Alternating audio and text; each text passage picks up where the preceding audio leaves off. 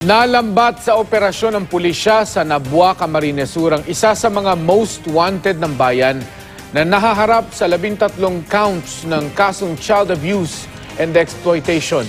Makibalita tayo kay Susan Enriquez. Sa bisa ng warrant of arrest, inaresto sa Nabua, Camarines Sur ang 30 anyos na si Boyet Soliman na number 7 most wanted ng bayan. Dinampot siya ng mga pulis habang nagtatrabaho sa isang vulcanizing shop.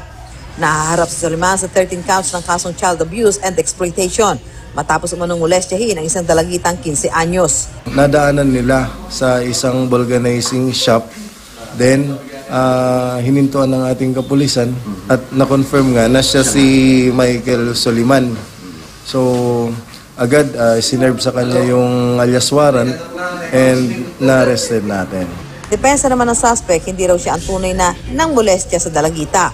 Ang itinuturo niyang nasa likod nito, ang dati niyang boss. Unang-una, inaakon niyo ba? Inaangkin niyo ba yung ibilibid lang sa inyo? Hindi po. Kasi, yung among ko, yun ang gumagawa sa kanya.